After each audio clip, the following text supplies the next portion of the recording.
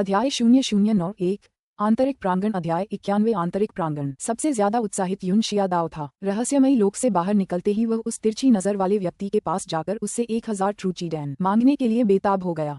युन शियादाओ को इतनी आसानी से 1000 ट्रूची डैन जीतते देख झू रोंग मन ही मन ईर्ष्या करने लगा। इस आधार पर कि एक ट्रूची डैन 500 क्रिस्टल पत्थरों में बेचा जाता था, तो 1000 ट्रूची डैन 500,000 क्रिस्टल पत्थरों के बराबर होंगे।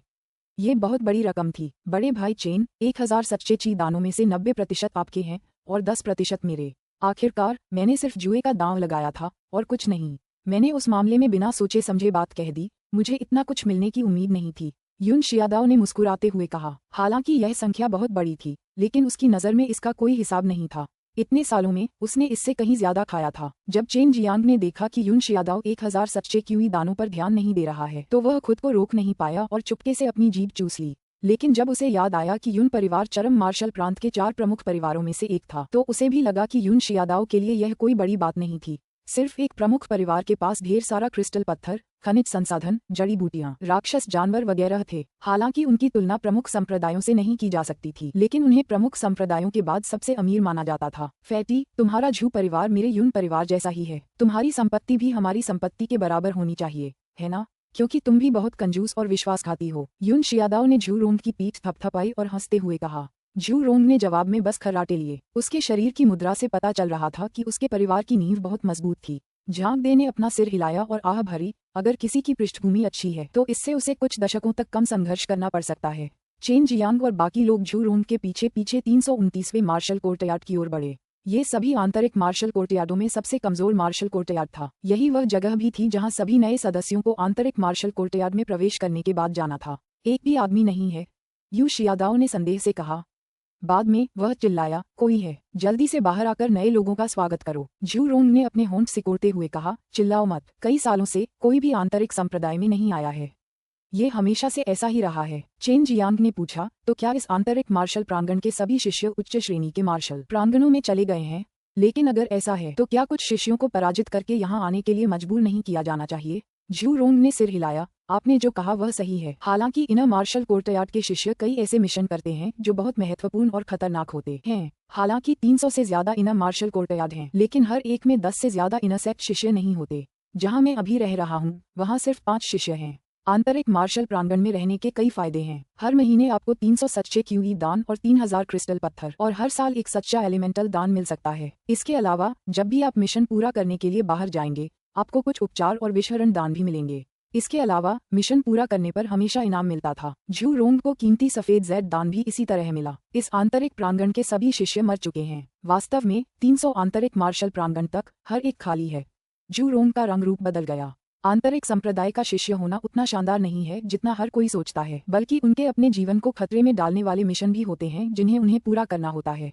तो फिर आप हमें 300वें मार्शल कोर्टयार्ड में क्यों नहीं ले गए? युन शियादाओ ने झू रोंग को भावशून्य दृष्टि से देखा। छोटे बदमाश युन, मैंने ये तुम्हारे भले के लिए किया है। अगर तुम कुछ पायदान ऊपर चढ़ोगे तो तुम्हें मिलने वाले कार्य और भी खतरनाक हो जाएंगे। तुम्हें चेन जियांग के नश्वर मार्शल क्षेत्र के 10वें स्तर में प्रवेश करने का इंतजार करना चाहिए और फिर धीरे धीरे आगे बढ़ना चाहिए। झू रोंग ने जवाब दिया। चेन जियांग ने भी सहमति जताते हुए कहा, हम अभी अभी आंतरिक संप्रदाय में प्रवेश कर चुके हैं। अब हम उच्च स्तरीय युद्ध कौशल सीख सकते हैं। इन कौशलों पर हमारी अच्छी पकड़ हो जाने और हमारी शक्ति स्थिर हो जाने के बाद ही हमें आगे बढ़ना चाहिए। चलो, मैं अभी सिर्फ 200वें मार्शल कोर्टयार्ड में हूँ। मुझे उस स्तर तक पहुँचने में बहुत समय लगा। तुम यहाँ की सफाई कर लो, मैं अब चलता हूँ। झू रोंग तेजी से वहाँ से चला गया। उसे चिंता थी कि चेन जियांग और बाकी लोग उससे सफाई में मदद मांगेंगे। इस मार्शल आंगन में कई छोटे छोटे घर थे। निवास स्थान और मार्शल आंगन एक ही जगह पर थे। बाद में चेन जियांग और अन्य लोगों को अपने निवास स्थान से मार्शल आंगन जाने के लिए अलग रास्ता अपनाने की आवश्यकता नहीं पड़ी। मैं यहाँ नहीं सोऊंगा। तुम दोनों जल्दी करो और इसे खुद साफ करो। यूं शियादाओ हंसा और फिर चला गया। चूंकि यहाँ कई सालों से कोई नहीं रहता था, इसलिए यहाँ ढेर सारी सूखी पत्तियां और धूल जमा हो गई थी। चेन जियांग और झांग दे को आंगन की सफाई पूरी करने में पूरा दिन लग गया। चेन जियांग ने ढेर सारे प्रशिक्षण उपकरणों से भरी एक इमारत में रहने का फैसला किया। उसे इन उपकरणों का ज्यादा उपयोग नहीं लगा। वे हल्के तो नहीं थे, लेकिन उनके साथ अभ्यास करने में काफी समय लगता था। इस तरह की चीजों का इस्तेमाल सिर्फ समय काटने के लिए किया जाता है। असली अभ्यास के लिए किसी को कई तरह के कठोर प्रशिक्षण लेने या बाहर जाकर अनुभव हासिल करने की जरूरत होती है। झांग दे ने कहा। इस समय युन शियादाओ वापस आया और उत्साह से चिल्लाया, बड़े भाई चेन, मैं ट्रू क्यूई डांस के लिए उस तिरछी नजर वाले आदमी को ढूंढने गया था। इस आदमी ने सचमुच बड़ी आसानी से मुझे ट्रू क्यूई बैंस दे दिए। जल्दी से देख लो कि यह नकली तो नहीं है। जहाँ तक जुए की बाजी की बात है, चेन जियांग ने इसकी ज्यादा परवाह नहीं की। उसका मानना था कि अगर 1000 सच्चे ची दान मांगे जाएं तो यह मुसीबत खड़ी कर सकता है और यहाँ तक कि विवाद में भी बदल सकता है। यून शियादाओ ने 10 जेड के बक्से निकाले। प्रत्येक बक्से में 100 ट्रू ची डैन थे। चेन शियांग ने उनकी जांच करने के बाद पाया कि वे नकली नहीं थे। हालांकि उनकी गुणवत्ता उनके द्वारा किए गए शोधन के स्तर जितनी अच्छी नहीं थी, फिर भी वे मानक आवश्यकताओं को पूरा करते थे। यून शियादाओ को सिर्फ एक डिब्बा चाहिए था। चेन जियांग पहले झांग दे को एक डिब्बा देना चाहता था, लेकिन वह लेने को तैयार नहीं था।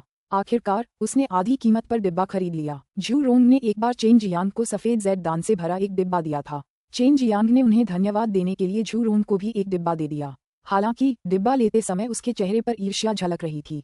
उसका इरादा आधी कीमत पर 3 डिब्बे खरीदने का था, लेकिन अंत में यून शियादाओ ने उसे बाहर निकाल दिया। यून शियादाओ केवल एक बॉक्स चाहता था और चेन जियांग मूल रूप से झांग डे को एक बॉक्स देना चाहता था, लेकिन झांग डे स्वीकार करने को तैयार नहीं था। अंत में उसने बॉक्स को उसकी आधी कीमत पर खरीद लिया। बिल्कुल बेशर्म मोटा, यून शियादाओ ने शाप दिया। अब हम भी आंतरिक संप्रदाय के शिष्य माने जाते हैं। हम जाकर कुछ चीजें ले सकते हैं। आप आंतरिक प्रांगण के नियमित हॉल में भी जा सकते हैं और गहन और पृथ्वी स्तर के अच्छे अभ्यास देख सकते हैं। यून शियादाओ ने मार्शल प्रांगण से बाहर निकलने से पहले उत्साहित होकर चिल्लाया। इन सामग्रियों को प्राप्त करने के लिए आंतरिक मार्शल प्रांगण या चरम दान प्रांगण में जाना पड़ता था। एक सच्चे मार्शल क्षेत्र के शिष्य को इस प्रक्रिया की देखरेख का दायित्व सौंपा गया था। चेन जियांग को 20 सच्चे ची दान और एक सच्चा मौलिक दान, साथ ही 3000 क्रिस्टल पत्थर और एक उपयोगी 9वें स्तर का साधारण हथियार प्राप्त हुआ। यह एक ड्रैगन के सिर वाली तलवार थी। TLN मूठ पर ड्रैगन का सिर। यून शियादाओ और झांग डे ने भी लापरवाही से अपने हथियार प्राप्त कर लिए और बाद में उन्होंने इस पर कोई ध्यान नहीं दिया। भीतरी आंगन के नियमित हॉल की ओर जाने वाली सड़क पर चलते हुए यून शियादाओ ने चेन जियांग को ड्रैगन के सिर वाली तलवार से खेलते हुए देखा और पूछा, बड़े भाई चेन, क्या वह 9वें स्तर का साधारण हथियार अच्छा है? मैं और बूढ़े झांग आत्मा श्रेणी के हथियार इस्तेमाल करते हैं। चेन जियांग चौंक गया। उसे अचानक समझ आया कि उन्हें एक ही हथियार आसानी से कैसे मिल सकता है। उनके पास असल में स्पिरिट ग्रेड के हथियार थे। सबसे सस्ते लेवल 1 स्पिरिट वेपन की कीमत हजारों क्रिस्टल पत्थरों के बराबर थी, इसलिए उनके पास एक होना कोई आश्चर्य की बात नहीं थी। मैंने पहले कभी स्पिरिट ग्रेड हथियार नहीं देखा, ये कैसा है? चेन जियांग ने उत्सुकता से पूछा। यून शियादाओ ने एक ब्रॉडस्वॉर्ड निकाला और बहुत गर्व से कहा, ये लेवल 5 स्पिरिट ग्रेड का हथियार है, स्काई वुल्फ स्वॉर्ड। इसकी कीमत मुझे 10 लाख क्रिस्टल पत्थरों से चुकानी पड़ी। इसे बनाने में इस्तेमाल की गई सामग्री एडमेंटाइल आयरन वुल्फ बोन्स बेहद कठोर है। इसके अलावा ब्लेड के ऊपर स्पिरिट वेन नक्काशीदार हैं जो स्पिरिट को अवशोषित कर सकती हैं और इसे स्पिरिट ट्रू क्यूई के साथ मिला सकती हैं, जिससे असली ट्रू क्यूई और भी मजबूत हो जाती है। ब्लेड के अंदर इंसानों जैसे ही मेरिडियन हैं। जब कोई अपनी ट्रू क्यूई ब्लेड में डालता है तो इसमें ट्रू क्यूई का निर्बाध प्रवाह हो सकता है। मूठ पर एडमेंटाइल आयरन वुल्फ का बीस्ट डैन भी जड़ा हुआ है। अगर बीस्ट डैन उत्तेजित होकर राक्षस जानवर की ट्रू क्यूई छोड़ दे तो यह और भी ज्यादा भयानक हो जाएगा। चेन जियांग देख सकता था कि ब्लेड के ऊपर वाकई खूबसूरत और गहरी रेखाएं थीं। सूरज की रोशनी पड़ने के बाद वह पाट चमक रहा था और बेहद खूबसूरत था। वो चीज 5वें स्तर के आध्यात्मिक हथियारों में सर्वोच्च श्रेणी की मानी जा सकती है। हालांकि इसकी कीमत मात्र 1000 क्रिस्टल स्टोन है, लेकिन इसका कुल मूल्य इससे कहीं अधिक है। यून परिवार के संपर्कों का लाभ उठाकर आपने एक प्रसिद्ध शिल्पकार से इसे बनवाया। झांग डे ने ईर्ष्या और घृणा से भरी नजरों से कहा। अध्याय 0092 दिव्य मार्शल कौशल। अध्याय 92 दिव्य मार्शल कौशल। लेवल 5 स्पिरिट वेपन्स वाकई बहुत महंगे थे। चेन जियांग के पास एक हथियार परिष्करण स्क्रॉल था। जब भी उसे खाली समय मिलता वह उस पर एक नजर डाल लेता था। उसे लेवल 5 स्पिरिट ग्रेड वेपन को परिष्कृत करने की कठिनाई का अंदाजा था, जो लेवल 1 स्पिरिट ग्रेड वेपन को परिष्कृत करने से कम कई गुना अधिक कठिन था। इस बूढ़े के पास सिर्फ लेवल 2 स्पिरिट ग्रेड तलवार है, लेकिन उसकी कीमत 500 क्रिस्टल स्टोन्स थी। झांग डे ने अपना स्पिरिट वेपन भी निकाला। तलवार बहुत साधारण थी, लेकिन ब्लेड पर स्पिरिट नसें थीं, लेकिन उतनी जटिल नहीं जितनी यून शियादाओ की स्काई वुल्फ तलवार पर थीं। बूढ़े झांग, अगर ये दोनों एक दूसरे के खिलाफ हो जाएं तो क्या होगा? यून शियादाओ ने तलवार की मूठ को पकड़ लिया और अचानक ब्लेड पर बनी आध्यात्मिक नसें तेज रोशनी से चमक उठी और भी खूबसूरत और आकर्षक हो गईं। झांग डे ने अपने लेवल 2 स्पिरिट वेपन को अपना जीवन रक्त समझा और एक कड़वी मुस्कान के साथ उसे जल्दी से दूर रख दिया और कहा, आपकी नजर में आपसे 3 लेवल नीचे का स्पिरिट ग्रेड वेपन एक साधारण ग्रेड वेपन जैसा हो सकता है, लेकिन मेरे लिए तो वह मेरा जीवन रक्त है। मैं सिर्फ आपकी जिज्ञासा शांत करने के लिए खुद को बर्बाद नहीं करूंगा। चेन जियांग भी इस बात पर विचार कर रहा था कि उसे स्पिरिट वेपन लेना चाहिए या नहीं। पिछली बार जब उसने उस सांड को मारने के लिए एक सामान्य साधारण श्रेणी के हथियार का इस्तेमाल करने की कोशिश की थी तो यह अंडे से पत्थर तोड़ने जैसा था। अगर उसके पास एक अच्छा स्पिरिट वेपन होता तो आगे के मिशनों को अंजाम देना बहुत आसान हो जाता। अपने लिए एक हथियार को परिष्कृत करना एक असंभव कार्य था। चेन जियांग पहले से ही कीमिया में बहुत व्यस्त था और उसके पास एक अच्छा हथियार बनाने का तरीका सीखने के लिए समय नहीं था। आत्मिक शस्त्रों के वर्गीकरण के बारे में आपको चिंता करने की जरूरत नहीं है। आपकी छोटी पत्नी दिव्य शस्त्र स्वर्गीय साम्राज्य में काफी अच्छा प्रदर्शन कर रही है। आप बस उसके गुरु से किसी शस्त्र को परिष्कृत करने के लिए कह सकते हैं। आप शस्त्र शोधन स्क्रॉल से आत्मिक शिराओं का रूनों में रूपांतरण पहलू का भी उपयोग कर सकते हैं। उन आत्मिक शिराओं की मदद से आप आत्मिक रूनों का निर्माण कर सकते हैं। ऐसा उल्लेख है कि आत्मिक शस्त्रों पर आत्मा रून और आत्मा शिराएं एक समान तरीके से कार्य करती हैं। सु मेयाओ ने कहा। रून क्राफ्टिंग के बारे में चेन जियांग भी उलझन में था क्योंकि रून मास्टर्स अल्केमिस्ट से कहीं ज्यादा दुर्लभ थे। हालांकि बाजार में कुछ घटिया स्पिरिट रून्स मौजूद थे, लेकिन प्रतिष्ठित रून मास्टर्स की कृतियां न तो कभी बिकी और न ही उनके बारे में सुना गया था। साधारण रून मास्टर्स केवल कुछ सामान्य स्पिरिट रून्स को ही परिष्कृत कर पाते थे और उस स्तर तक नहीं पहुंच पाए थे जहां उनके रून्स अद्वितीय और शक्तिशाली होते। चेन जियांग और अन्य लोग आंतरिक प्रांगण के नियमित हॉल में पहुंचे। कुल 3 मंजिलें थीं। पहली मंजिल पर निम्न श्रेणी के गहन स्तर के मार्शल कौशल थे, दूसरी मंजिल पर उच्च श्रेणी के गहन स्तर के मार्शल कौशल थे और तीसरी मंजिल पर निम्न श्रेणी के पृथ्वी स्तर के मार्शल कौशल थे। आंतरिक संप्रदाय के शिष्य केवल मार्शल कौशल के इन 3 स्तरों को ही सीख सकते थे। चेन जियांग युन शियादाओ और झांग दे से अलग था, जो आते ही सीधे ऊपरी मंजिल पर पहुंच जाते थे। वह पहले निम्न श्रेणी के गहन स्तर के मार्शल कौशल पर एक नजर डालना चाहता था, क्योंकि वह जानता था कि रैंक जरूरी नहीं कि मार्शल कौशल की ताकत का प्रतिनिधित्व करे। कौशल की ताकत और शक्ति का निर्धारण करने के लिए हर पहलू के कारकों के संयोजन का उपयोग किया गया था। ठीक उसी तरह जैसे वह स्वर्गीय टाइगर तूफान हत्या मुट्ठी का उपयोग कर सकता था और उच्च ग्रेड मार्शल कौशल के बराबर ताकत प्रदर्शित कर सकता था। हमें बेवकूफ बना दिया। पृथ्वी स्तर के निम्न स्तर के केवल 3 ही मार्शल कौशल हैं। दूसरे लोगों ने उन्हें सीख लिया है और वे नहीं चाहते कि दूसरे भी ऐसा करें। युन शियादाओ निराशा भरे चेहरे के साथ ऊपर से नीचे आया। झांग डे के चेहरे पर भी कुछ ऐसा ही भाव था। उच्च श्रेणी के गहन स्तर के मार्शल कौशल तो केवल कुछ दर्जन ही हैं। निम्न श्रेणी के गहन स्तर के मार्शल कौशल तो बहुत सारे हैं। ये सबसे शक्तिशाली प्रमुख संप्रदाय कैसे है? युद्ध कौशल तो बस इतना ही है। मैं यहाँ व्यर्थ ही आया हूँ। युन शियादाओ ने धीमी आवाज में गाली दी। उसकी कल्पना में सबसे शक्तिशाली संप्रदाय में हजारों या कम से कम सैकड़ों लोग होने चाहिए। इनर कोर्टयार्ड के नियमित हॉल मैनेजर एक वृद्ध व्यक्ति मुस्कुराते हुए बोले, कई वर्षों से इनर सेक्ट के कई शिष्य यहाँ आते रहे हैं और हर बार वे भी आपकी तरह ही निराश होते थे, लेकिन अंत में उन्होंने शिकायत करना बंद कर दिया और इस मामले पर कोई टिप्पणी नहीं की। जानते हो क्यों? चेन जियांग को भी यह कुछ अजीब लगा। अगर एक्सट्रीम मार्शल सेक्ट की मार्शल स्किल्स इतनी खराब होती तो उन्हें सबसे शक्तिशाली नहीं कहा जाता। इसके पीछे कोई और वजह जरूर होगी। क्यों? युन जियादाओ ने पूछा। उस बूढ़े व्यक्ति ने मुस्कुराते हुए उत्तर दिया, चेंगू मुख्य भूमि में भी चरम मार्शल संप्रदाय सबसे शक्तिशाली संप्रदायों में से एक है। ये निम्न स्तरीय मार्शल कौशल चरम मार्शल संप्रदाय के सबसे शक्तिशाली कैसे हो सकते हैं? हमारे पास बहुत सारे स्वर्गीय मार्शल कौशल हैं, लेकिन अब उन्हें आमतौर पर दिव्य मार्शल कौशल के रूप में जाना जाता है। दिव्य युद्ध कौशल, दिव्य व्यायाम, चरम युद्ध संप्रदाय में तो इनकी भरमार थी। चेन जियांग, युन शियादाओ और झांग दे के लिए यह एक बड़ा झटका था। वे अवाक खड़े रह गए। हालांकि यह किंवदंतियों में वर्णित दिव्य अभ्यासों जैसा नहीं है, फिर भी स्वर्गीय स्तर के युद्ध कौशलों में काफी सुधार किया गया है। इस प्रकार के युद्ध कौशलों का लाभ ये है कि इनकी शक्ति आपकी अपनी शक्ति के अनुसार बदलती रहती है। जैसे जैसे आपकी शक्ति बढ़ती है, युद्ध कौशल की शक्ति भी बढ़ती जाती है। अगर आप ऐसा कोई गुरु चाहते हैं तो बेहतर होगा कि आप कोई गुरु ढूंढ लें, वरना आपको गुरु तभी मिलेगा जब आप एक सच्चे शिष्य बनेंगे। वृद्ध व्यक्ति ने कहा। चेन जियांग का कोई गुरु ढूंढने का इरादा नहीं था, लेकिन अगर वह चाहता भी तो कोई भी उसे लेने की हिम्मत नहीं करता। ऐसा इसलिए था क्योंकि एल्डर डैन ने सार्वजनिक रूप से घोषणा कर दी थी कि जो कोई भी उसे अपना शिष्य बनाएगा वह पूरी ताकत से उसके खिलाफ जाएगी। तुमने ये बात पहले क्यों नहीं कही? ये तो बहुत आसान है। युन शियादाओ तेजी से भाग गया। अपनी प्रतिभा के बल पर उसके लिए शिक्षक ढूंढना आसान है और झांग दे के लिए भी। वह तेजी से भाग गया। तुम ही चेन जियांग कहलाते हो? तुम्हें गुरु की तलाश में जाने की जरूरत नहीं है। एल्डर डैन ने आदेश दिया है कि कोई भी तुम्हें प्रशिक्षु के रूप में स्वीकार न करे। ये एल्डर डैन के शब्द थे और डीन को भी सुनना चाहिए। हे, आते ही तुमने एल्डर डैन को नाराज कर दिया। संप्रदाय के पूरे इतिहास में ऐसा करने वाले तुम पहले व्यक्ति हो। अपना ख्याल रखना। बूढ़े व्यक्ति ने चेन जियांग के कंधे पर थपथपाया। चेन जियांग ने मन ही मन कोसते हुए कहा, अगर मुझे ये पहले पता होता तो मैं उसे नीले गहन फल नहीं देता। उसने तो मेरा रास्ता ही काट दिया। यहाँ आने का मेरा उद्देश्य केवल युद्ध कौशल सीखना था, फिर यह कैसे हो गया? चेन जियांग मन ही मन बहुत दुखी था। अगर उसका कोई गुरु न होता तो वह ये दिव्य युद्ध कौशल केवल सच्चे युद्ध क्षेत्र में पहुंचने के बाद ही सीख पाता। हालांकि 4 प्रतीकों के दिव्य अभ्यास में युद्ध कौशल दुर्जेय थे, लेकिन वे उतने शक्तिशाली नहीं थे। इसके अलावा अगर वह उन्हें सीखना चाहता था तो एक निश्चित स्तर की शक्ति की आवश्यकता थी। दिव्य युद्ध कौशल मुख्यतः सच्चे युद्ध क्षेत्र के सच्चे शिष्यों के हाथों में थे। इन सच्चे शिष्यों को प्रशिक्षुओं को स्वीकार करने और सिखाने का भी अधिकार था। अगर वे अपने कौशल किसी बाहरी व्यक्ति को देते तो उन्हें कड़ी सजा दी जाती। 5 दिन बीत गए। चेन जियांग ने पूरे आंतरिक प्रांगण के नियमित हॉल की सफाई कर दी। अंततः उसे केवल 2 युद्ध कौशल ही उधार मिले और वे दोनों ही पृथ्वी स्तर के थे, शोकंग हेवन पाम और प्रगाढ़ आभा वाली उंगली। ये बहुत ही परिष्कृत युद्ध कौशल हैं और शारीरिक आवश्यकताएं भी बहुत ज्यादा हैं।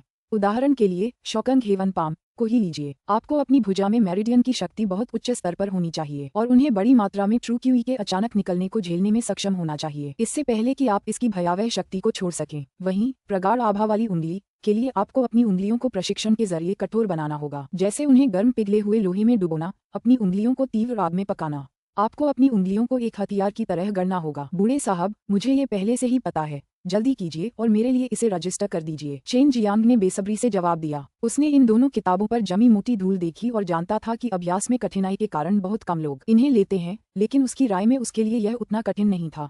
बूढ़े व्यक्ति द्वारा कौशल दर्ज करने के बाद चेन जियांग ने किताबें लीं और चला गया। पिछले कुछ दिनों से उसने झांग दे और यून शियादाओ को नहीं देखा था। बाद में उसे झू रोंग से पता चला कि उनका मूल्यांकन हो रहा था। क्योंकि वे दोनों एक शिक्षक ढूंढना चाहते थे, इसलिए उन्हें शिक्षक की आवश्यकताओं को पूरा करना और उनकी परीक्षा उत्तीर्ण करना आवश्यक था। चिंता मत करो, अगर तुम सच्चे मार्शल क्षेत्र में प्रवेश करना चाहते हो तो तुम्हारे रास्ते में एकमात्र बाधा समय है। तुमने जो 2 मार्शल कौशल चुने हैं वे भी उतने बुरे नहीं हैं, सू मेयाओ ने उसे दिलासा देते हुए कहा। ऐसा इसलिए था क्योंकि चेन जियांग को चरम मार्शल संप्रदाय में लाने वाली वही थी। अगर चेन जियांग संतुष्ट नहीं होता तो यह उसके लिए काफी शर्मनाक होता। चेन जियांग ने उसे दोष नहीं दिया क्योंकि वह जानता था कि सू मेयाओ को चरम मार्शल संप्रदाय के बारे में बहुत पहले से जानकारी थी। समय के साथ इन चीजों का बदलना स्वाभाविक था। चेन जियांग का शरीर अमर शैतानी कुंड में पहले ही परिष्कृत हो चुका था। उसका शरीर अमर शैतानी शरीर की प्रारंभिक अवस्था में था, इसलिए वह पहले से ही सभी आवश्यकताओं को पूरा कर रहा था। वह शोकंग हेवन पाम और गहन आभा उंगली में आसानी से महारत हासिल कर सकता था।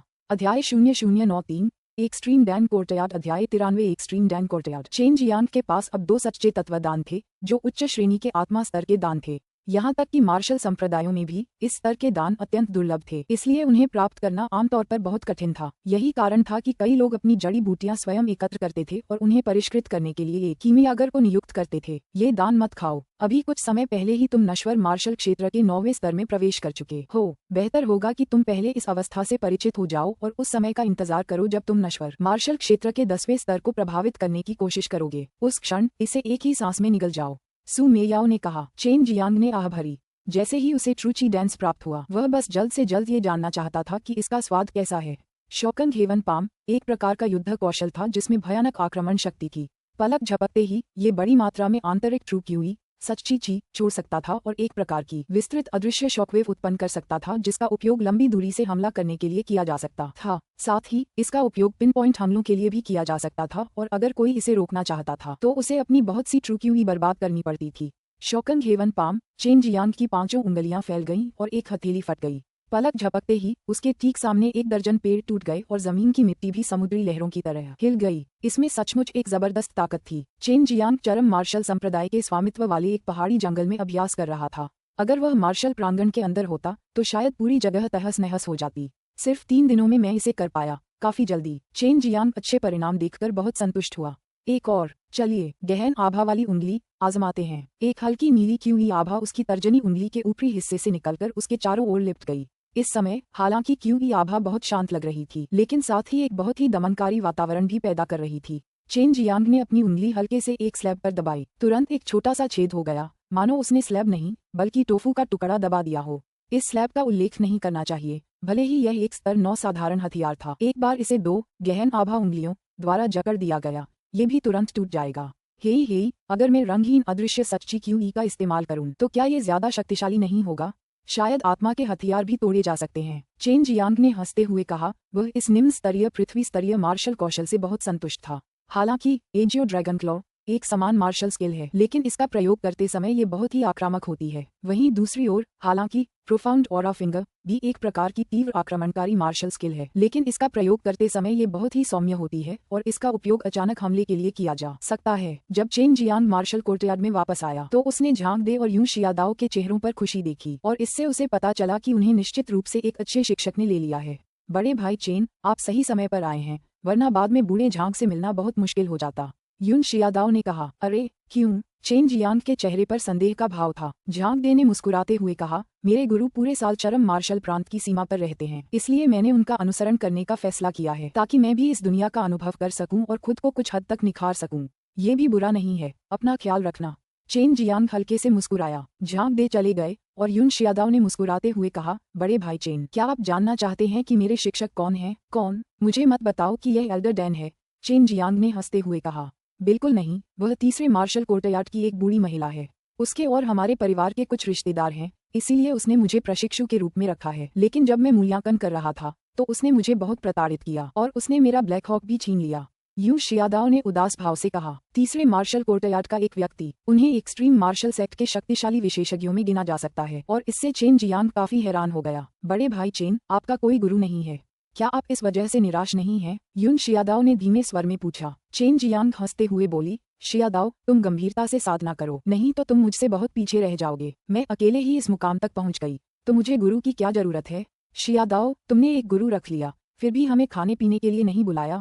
तुम तो बड़े चालाक हो। जू रोंग मुस्कुराते हुए आ रहा था, क्योंकि वह जानता था कि चेन जियांग एक रसायनज्ञ है और उसके पास बहुत संसाधन है, इसलिए वह रोज यहाँ आता था। चेन जियांग के पास 700 ट्रूची डैन भी थे, इसलिए आंतरिक संप्रदाय में उसे निश्चित रूप से धनी माना जा सकता था। मोटे मुर्दे, तू तो सिर्फ मेरा फायदा उठाना जानता है। मैं तुझे इतने लंबे समय से जानती हूँ और तूने मुझे कभी आमंत्रित नहीं किया। युन शियादाओ ने गुस्से में कहा, कौन कहता है? पिछली बार जब हम बाहर गए थे तो मैंने तुम्हें एक कटोरी नूडल्स खाने के लिए बुलाया था। जू रोंग ने तुरंत जवाब दिया और उसके चेहरे पर भी एक पीड़ा भरी झलक थी। मेरी तो ऐसी तैसी, वो कटोरा तो बस एक पात जैसा था। आधा दिन मछली पकड़ने में बिताया और मांस का एक टुकड़ा भी नहीं मिला। युन शियादाओ उसकी ओर बढ़ी और उसके पैर पर लात मारी। जू रोंग ने चिढ़कर कहा, इसे निमंत्रण ही माना जा सकता है। जू रोंग, तुम पहले व्यक्ति हो जिसे मैंने आमंत्रित किया है। ठीक है। चेन जियांग, एक्सट्रीम डैन प्रांगण में कीमिया प्रतियोगिता हो रही है, क्या तुम जाना चाहोगे? इनाम है 2 सच्चे एलिमेंटल डैन। प्रतियोगिता के नियम कैसे हैं? चेन जियांग उत्सुकता से बोला, इसमें क्या है? ये पहले जैसा ही है, एक निश्चित समय सीमा के भीतर जो भी बेहतर गुणवत्ता वाले अधिक से अधिक ट्रूची डैन को परिष्कृत कर पाएगा वही जीतेगा। जू रोंग ने अपनी मोटी हथेली को आपस में रगड़ते हुए मुस्कुराते हुए कहा। चेन जियांग ने अपने होंठ हल्के से ऊपर उठाए। उसका चेहरा आत्मविश्वास भरी मुस्कान से खिल उठा और उसने तुरंत कहा, मैं जरूर जाऊंगा। बात खत्म करके वह तेजी से मार्शल आंगन से बाहर निकला और एक्सट्रीम डैन आंगन की ओर चलने लगा। इन दिनों उसे एक्सट्रीम डैन आंगन के स्थान के बारे में भी पता चल गया था। इसका एक हिस्सा रहस्यमय क्षेत्र के पास था और दूसरा हिस्सा रहस्यमय क्षेत्र के अंदर था। Chain Jiang extreme Dan courtyard के 8 आंगनों में आए और उन्हें आश्चर्य हुआ कि उनकी मुलाकात याओ हैशिंग से हो गई। कैसे हो तुम फिर से? तुम यहाँ क्या कर रहे हो? याओ हाइशिंग को देखकर उन्हें आश्चर्य हुआ, जो यहाँ पंजीकरण कार्य का प्रभारी था, क्योंकि पिछली बार उसने चेन जियांग के साथ कैसा व्यवहार किया था और बात इतनी आगे बढ़ गई थी कि अब वह बाहरी काम के लिए जिम्मेदार नहीं था। दुश्मन अक्सर एक दूसरे के रास्ते में आ जाते थे और चेन जियांग को याओ हैशिंग से सामना होने की उम्मीद नहीं थी, लेकिन उसने सुना था कि याओ हैशिंग एक तीसरे स्तर का रसायनज्ञ था। वह मध्यम श्रेणी के आध्यात्मिक दान का निर्माण कर सकता था, इसलिए चरम मार्शल संप्रदाय में उसका काफी सम्मान था। इसमें कोई आश्चर्य नहीं कि उस दिन उसका व्यवहार ऐसा था। चेन जियांग को देखते ही याओ हैशिंग बेहद क्रोधित हो गया। अब तो याओ हैशिंग को चेन जियांग को एक्सट्रीम मार्शल सेक्ट में प्रवेश दिलाने के लिए फीस भी चुकानी पड़ रही थी। इतना ही नहीं, चेन जियांग ने याओ हैशिंग के शिष्य को गंभीर रूप से घायल कर दिया था। युन शियादाओ और जू रोंग ने भी यह उम्मीद नहीं की थी कि चेन जियांग का सामना चरम मार्शल संप्रदाय में उनके नंबर 2 दुश्मन से होगा। तुम पर भरोसा करना, क्या तुम सचमुच एक सच्चा ची दान बना सकते हो? अगर तुम बनाने में असफल रहे तो तुम्हें जड़ी बूटियों की कीमत अपने क्रिस्टल पत्थरों से चुकानी होगी, और अगर तुम लगातार 3 बार असफल रहे तो तुम्हें स्वतः ही निकाल दिया जाएगा। याओ हैशिंग ने तिरस्कार पूर्वक कहा। अभी कुछ क्षण पहले चेन जियांग को जू रोंग से पता चला कि इस कीमिया प्रतियोगिता के दौरान सभी सामग्रियां चरम मार्शल संप्रदाय द्वारा दी गई थीं और उन्हें परिष्कृत करने के लिए 10 दिन का समय दिया गया था। ऐसा मुख्यतः इसलिए किया गया था ताकि बहुत समय से एकत्रित की गई बड़ी मात्रा में सच्ची क्यूई दान जड़ी बूटियों का उपभोग किया जा सके। इस तरह न केवल संप्रदाय शीघ्रता से बड़ी संख्या में सच्ची क्यूई दान प्राप्त कर सकता था, बल्कि संप्रदाय के कीमियागर एक दूसरे से सीख भी सकते थे, जिससे एक ही तीर से 2 निशाने साधे जा सकते थे। बिल्कुल मैं कर सकता हूँ। चेन जियांग का माथा थोड़ा सिकुड़ गया। इस समय युन शियादाओ चिल्लाया, बड़े भाई चेन न केवल ऐसा कर सकते हैं बल्कि वे प्रथम स्थान भी प्राप्त करेंगे, जिससे वे 2 ट्रू एलिमेंटल डैन जीत लेंगे। मैं थूकता हूँ। याओ हाइशिंग जोर से हंस पड़ा। अगर यह बदमाश जिसकी माँ के दूध की खुशबू अभी तक सूखी नहीं है पहला स्थान जीत सकता है, तो हम बूढ़े लोग जो कई सालों से एक्सट्रीम डैन कोर्टयार्ड में रह रहे हैं क्या महसूस करेंगे? अगर यह पहला स्थान जीत सकता है तो ये पिता इसे शिक्षक के रूप में अपनाएगा। चेन जियांग ने अपने दिल में ये सोचकर हंसी उड़ाई, मानो वह अपने सामने देख सकता था कि उसे शिक्षक के रूप में ले जाने वाला ये पागल मुस्कुराता हुआ मध्यम आयु वर्ग का आदमी कैसा दिखता है। चरम दान प्रांगण में कई लोगों ने तिरस्कार भरी नजरों से देखा। चेन जियांग चाहे कितना भी प्रतिभाशाली क्यों न हो, वह अभी 17 साल का था और इस उम्र में अगर वह उच्च श्रेणी के नश्वर स्तर के दान को परिष्कृत कर सके तो उसे अच्छा माना जा सकता था। हालांकि निम्न श्रेणी के आत्मिक स्तर के सच्चे ची दान को परिष्कृत करने में वह अभी भी बहुत पीछे रह गया। आखिरकार सच्चे ची दान को परिष्कृत करने वाला हर व्यक्ति जानता था कि 100 से ज्यादा बार असफल होने के बाद ही कोई सच्चे ची दान को सफलतापूर्वक परिष्कृत कर सकता है, और उनका मानना था कि चेन जियांग इतनी सारी जड़ी बूटियां खाने का जोखिम बिल्कुल नहीं उठा सकता। अचानक एक ठंडी आवाज गूंजी, अगर चेन जियांग पहले जीत सकता है तो मैं एक अपवाद बनाऊंगा और उसे एक्सट्रीम डैन किंग कोर्टयार्ड में प्रवेश करने की अनुमति दूंगा। TLN याओ हेशिंग अध्याय 76 में दिखाई दिया। अध्याय 0094 रसायन शास्त्र प्रतियोगिता। अध्याय 94 रसायन शास्त्र प्रतियोगिता। यह एल्डर डैन की आवाज थी और चेन जियांग अपनी मृत्यु के बाद भी इसे कभी नहीं भूलेगा। उसके शब्दों ने 8वें डैन प्रांगण में सभी को सिहरन से भर दिया। चरम डैन प्रांगण में 8 छोटे प्रांगण थे और इनके ऊपर चरम डैन राजा प्रांगण था। इस प्रांगण में प्रवेश करने की योग्यता केवल एल्डर डैन के पास थी। यदि आप जीत नहीं सकते तो आपको चरम मार्शल संप्रदाय से प्राप्त होने वाले सभी मूल लाभ याओ हेशिंग को दे देने चाहिए। कैसा रहेगा? एल्डर डैन ने व्यंग्यात्मक लहजे में कहा। चेन जियांग ने हल्के से मुस्कुराते हुए जवाब दिया, ठीक है, अगर मैं पहले आ गया तो न सिर्फ मुझे एक अच्छी जगह घूमने का मौका मिलेगा बल्कि एक प्रशिक्षु भी मिल जाएगा। तुम कभी नहीं जीत सकते। मैंने पिछले लगातार 5 वर्षों से प्रथम स्थान प्राप्त किया है। तुम्हें अभी बहुत लंबा रास्ता तय करना है। याओ हेशिंग ने ठंडी मुस्कान के साथ कहा, मानो वह चेन जियांग की दयनीय हार को पहले से ही भांप रहा हो। एक्सट्रीम मार्शल सेक्ट में सभी को पता था कि एल्डर डैन चेन जियांग के लिए मुश्किलें खड़ी कर रहे थे, लेकिन अब जब चेन जियांग इनर सेक्ट में प्रवेश कर चुका था और उसे भरपूर संसाधन मिल रहे थे, तब एल्डर डैन ने सचमुच इन संसाधनों को रोकने की कोशिश की। किसी को उम्मीद नहीं थी कि चेन जियांग इतनी आसानी से इस बात पर सहमत हो जाएगा। युवा हमेशा ऐसे ही होते हैं, वे कभी हार नहीं मानते। एक दिन उन्हें इसका खामियाजा भुगतना पड़ेगा। वू काइमिंग को इस शर्त के बारे में पता चलने पर खेद हुआ और उसने कहा, हे एल्डर डैन, इस लड़के ने खुलेआम 2 नीले गहन फल भेंट करके आपको प्रसन्न करने का स्पष्ट इरादा किया था, फिर भी आप उसके खिलाफ कार्रवाई क्यों कर रहे हैं? एल्डर डैन ने ठंडी सांस ली और कहा, इस बदमाश को अपने कथित उपहार से कोई नुकसान नहीं हुआ है। जब मैं फाउंडेशन बिल्डिंग डैन को परिष्कृत करूंगा तो मुझे शोधन के लिए अन्य अतिरिक्त सामग्री खर्च करनी होगी। उसका नीला गहरा फल सूची में सबसे दुर्लभ था, जिसे पाने के लिए मैं काफी समय से तलाश कर रहा था, लेकिन मैं इसे खोजने में असफल रहा और इस उपहार को स्वीकार करने के लिए खुद को तैयार कर सका।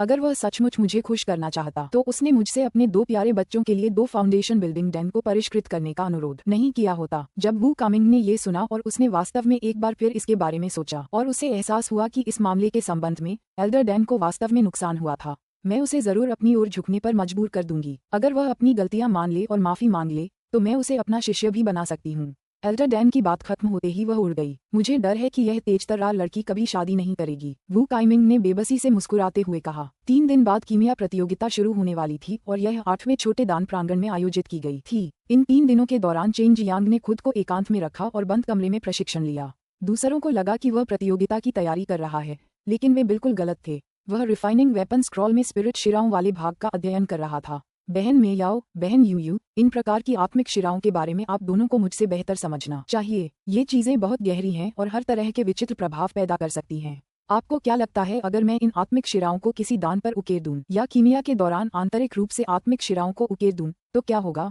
रिंग के अंदर सू मेयाओ और बाई यूयू अवाक रह गए। उन्होंने ऐसी चीज के बारे में कभी सोचा भी नहीं था। उनकी राय में कीमिया बस तरह तरह की जड़ी बूटियों को मिलाकर डैन को जमा देने की प्रक्रिया है, न इससे ज्यादा न इससे कम। सू मेयाओ ने ठंडी सांस लेते हुए कहा, मुझे नहीं पता, लेकिन तुम्हें कोशिश तो करनी ही चाहिए। लेकिन ऐसा करने के लिए तुम्हें एक बहुत ही प्रबल दिव्य इंद्रिय की जरूरत होगी ताकि तुम दान को जमाते हुए आत्मा की शिराओं को जल्दी से उकेर सको। अगर तुम दान के अंदर इसे उकेरना चाहती हो तो तुम्हें और भी ज्यादा शक्तिशाली दिव्य इंद्रिय की जरूरत होगी, ठीक है? इसके अलावा आपको उपयुक्त आत्मा शिराएं भी उकेरनी होंगी। मेरे गुरु ने एक बार कहा था कि प्राचीन काल में कुछ आत्मा रून होते थे जिनका प्रभाव दानों जैसा ही होता था। अगर ऐसे आत्मा रूनों को दानतन पर उकेरा जाए तो इससे व्यक्ति को बड़ी मात्रा में सच्ची क्यूई तुरंत प्राप्त हो जाएगी। अगर इसे किसी की बाह पर लगाया जाए तो उस हिस्से में भयानक शक्ति आ जाएगी, बाई यूयू ने कहा। चेन जियांग इस खबर से मन ही मन बहुत खुश हुआ। अगर वह सचमुच डैंस पर स्पिरिट रूम्स बनाने में कामयाब हो गया तो भविष्य में उसे बिना कीमती स्पिरिट जड़ी बूटियों का इस्तेमाल किए डैंस का असर कई गुना बढ़ाने में मदद मिलेगी। हालांकि अभी उसे स्पिरिट रूम्स की बहुत कम समझ थी। 3 दिन बीत गए, लेकिन चेन जियांग के पास दिखाने के लिए कुछ भी नहीं बचा था। ये स्पिरिट रूम्स बहुत जटिल थे और उनमें निहित जानकारी का विश्लेषण, याद और समझ पाने के लिए बहुत अधिक मानसिक शक्ति की आवश्यकता थी, जो इतने कम समय में करना असंभव था। ये कीमिया प्रतियोगिता साल में एक बार आयोजित होने वाला एक छोटा सा आयोजन था।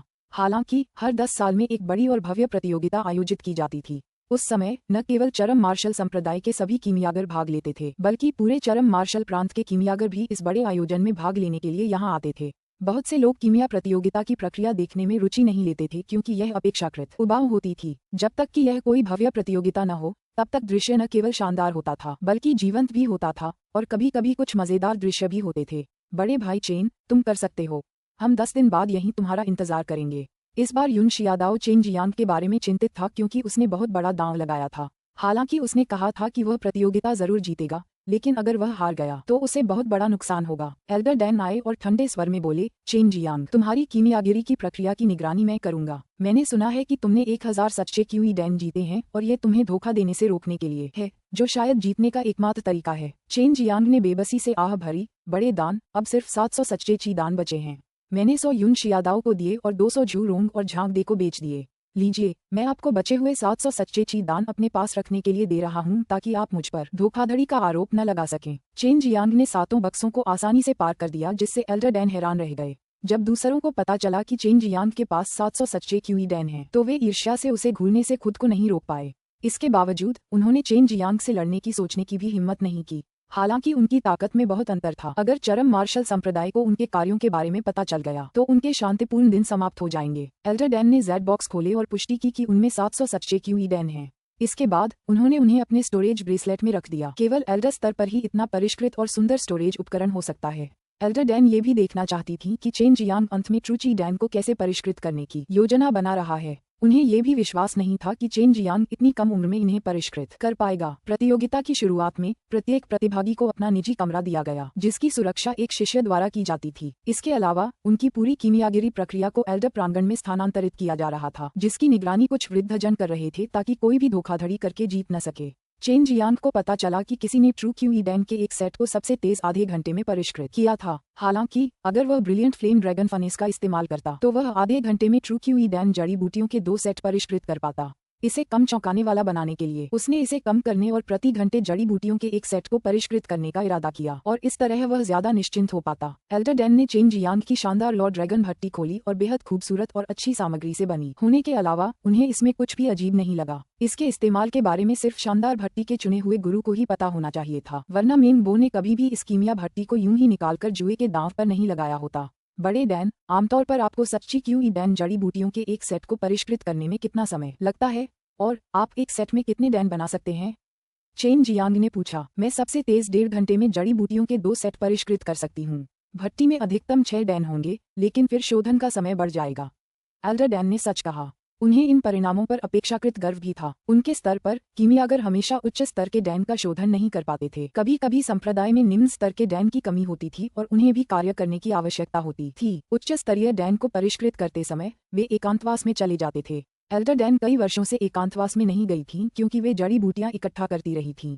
इस प्रतियोगिता में इस्तेमाल की गई जड़ी बूटियों का भुगतान चरम मार्शल संप्रदाय द्वारा किया गया था, लेकिन अगर वे कुछ भी परिष्कृत नहीं कर पाते तो उन्हें संप्रदाय को क्रिस्टल पत्थरों से भुगतान करना पड़ता। इसीलिए शोधन करते समय सभी लोग सामान्य से भी ज्यादा सावधानी बरत रहे थे। वे बहुत तेजी से शोधन करने की हिम्मत नहीं कर रहे थे क्योंकि उन्हें इसके दुष्परिणामों का डर था। लेकिन चेन जियांग के पास स्वर्ग को चुनौती देने वाली शानदार ज्वाला ड्रैगन भट्टी थी। अगर वह तेजी से आगे बढ़ना चाहता तो तेजी से आगे बढ़ता। अगर वह अपनी शोधन गति की सीमा तक पहुंचना चाहता तो वह आधे घंटे में ट्रू क्यूई दान जड़ी बूटियों के 3 सेट परिष्कृत कर सकता था। एल्डर डैन ने देखा कि चेन जियांग जड़ी बूटियों को बिना देखे ही कुशलता से संभाल रहा था और साथ ही एक साथ कई सेट तैयार कर रहा था। हर सेट की मात्रा एक समान थी, जरा भी अलग या अलग नहीं। उसकी गति इतनी तेज थी कि लोग मुंह फुलाकर सो जाते थे। केवल शोधन का व्यापक अनुभव रखने वाले लोग ही ऐसा कर पाते थे। यहाँ तक कि चरम मार्शल संप्रदाय में भी कुछ ही वृद्ध लोग ऐसा कर पाते थे। अध्याय 0095 प्रतियोगिता परिणाम। अध्याय 0095 प्रतियोगिता परिणाम। क्या आपने पहले भी सच्चे क्यूई दान को परिष्कृत किया है? एल्डर डैन ने आश्चर्यचकित होते हुए पूछा। बेशक, मैं यहाँ खेलने नहीं आया हूँ, चेन जियांग ने सहजता से कहा और पलक झपकते ही उसने कई सामग्रियों का प्रसंस्करण पूरा कर लिया और जड़ी बूटियों को ब्रिलियंट फ्लेम ड्रैगन फनेस के अंदर रखना शुरू कर दिया। एल्डर डैन का नकाबपोश सुंदर चेहरा आश्चर्य से भरा हुआ था। 17 साल का और पहले से ही एक निम्न श्रेणी के आध्यात्मिक स्तर वाले डैन को परिष्कृत करने में सक्षम, यह उसके लिए एक झटका था और उसे ये भी लगा कि आखिरकार उसे अपने जन्म के बाद से कोई ऐसा व्यक्ति मिला है जिसे वह सचमुच एक प्रतिभाशाली व्यक्ति मान सकती है। ये पहली बार था जब उसने इस स्तर के किसी प्रतिभाशाली व्यक्ति के बारे में सुना था। एल्डर डैन चुप थे और गंभीरता से चेन जियांग को शोधन करते हुए देख रहे थे, लेकिन अगले ही दृश्य में उन्हें खून की उल्टी आ गई। चेन जियांग शोधन करते हुए जड़ी बूटियों को व्यवस्थित करने में भी अपना ध्यान लगा रहे थे। तुमने इस डैन को पहले ही परिष्कृत कर लिया है। एल्डर डैन को ब्रिलियंट फ्लेम ड्रैगन फनेस के अंदर लौ के रूपांतरण का आभास हो गया। लौ अचानक बड़ी हो जाती, फिर अचानक छोटी, और इन सूक्ष्म परिवर्तनों को पहचानना बहुत मुश्किल था। वह इन सूक्ष्म परिवर्तनों को लगभग महसूस ही नहीं कर पा रही थी, और यह स्पष्ट रूप से देखा जा सकता था कि चेन जियांग की आग को नियंत्रित करने की क्षमता अद्भुत थी। चेन जियांग ने बेमन से कहा, कीमियागरी बहुत उबाऊ है और इसमें बहुत समय लगता है। केवल इसी तरीके से ये थोड़ा रोचक हो सकता है। क्या तुम्हें डर नहीं लगता कि तुम्हारी भट्टी फट जाएगी? इस तरह 2 जगहों पर मन लगाने से आसानी से असफलता मिल सकती है। एल्डर डैन ने चिढ़कर कहा, हे, मैं इस समय अपने दिमाग का इस्तेमाल 3 जगहों पर कर रही हूँ। एक तरफ डैन को परिष्कृत करने में, दूसरी तरफ जड़ी बूटियों को व्यवस्थित करने में, और तुमसे बात करने में। चेन जियांग ने हंसते हुए कहा, और यह सुनकर एल्डर डैन उसे पीटने के लिए बेताब हो गई। लेकिन डैन को परिष्कृत करते समय वह ये भी अच्छी तरह जानती थी कि यह कितना थकाऊ और उबाऊ हो सकता है। चेन जियांग ने अपनी गति धीमी कर दी, और वह ब्रिलियंट फ्लेम ड्रैगन फनेस का इस तरह इस्तेमाल तभी कर सकता था जब उसे डैन को परिष्कृत करने की प्रक्रिया का ज्ञान हो। वह अपना ध्यान कई जगहों पर लगा सकता था, और यह सिर्फ ब्रिलियंट फ्लेम ड्रैगन फनेस की वजह से ही नहीं था, बल्कि इसलिए भी था क्योंकि वह मुख्य रूप से अपनी सूक्ष्म रसायन विद्या पर निर्भर था। ये समझ ही उसकी प्रतिभा थी, वरना वह इतनी आसानी से रसायन विद्या कभी नहीं सीख पाता। सारी सामग्री एल्डर डैन के पास थी, और उसने पहले चेन जियांग को केवल 10 सेट दिए थे और उसके पूरी तरह से परिष्कृत होने का इंतजार कर रही थी। लेकिन चेन जियांग ने जल्दी से उन्हें व्यवस्थित कर लिया था। इस छोटे से निजी कमरे में जमीन पर 10 चौकोर डिब्बे रखे थे, जिनमें सच्चे क्यूई डैन को परिष्कृत करने वाली जड़ी बूटियां थीं। एल्डर डैन, मेरी उम्र में अगर मैं एक्सट्रीम डैन किंग कोर्टयार्ड में प्रवेश करता हूँ तो क्या लाभ होंगे? जैसे मुझे क्या मिलेगा? चेन जियांग ने पूछा, और यह सोचकर कि वह रहस्यमय एल्डर डैन के साथ 10 दिन या उससे ज्यादा समय तक रह सकता है, वह बेवजह उत्साहित था। यदि आप सचमुच प्रवेश कर सकते हैं तो यह निश्चित रूप से लाभदायक होगा, लेकिन यह मुझ पर भी निर्भर करेगा क्योंकि एक्सट्रीम डैन कोर्टयार्ड का प्रबंधन मेरे द्वारा किया जाता है। एल्डर डैन ने धीमी हंसी के साथ कहा, एल्डर डैन, क्या मैं आपको थोड़ी सी नर्क स्पिरिट ग्रास दूं और हम पुरानी बातें भूलकर नए सिरे से शुरुआत करें? कैसा लग रहा है? एल्डर डैन की रहस्यमयी नफरत के बाद चेन जियांग के अच्छे दिन नहीं रहे। हमारे बीच कभी कोई नफरत नहीं रही। मैं बस अपनी पसंद के कारण ऐसा कर रहा हूँ, एल्डर डैन ने कहा।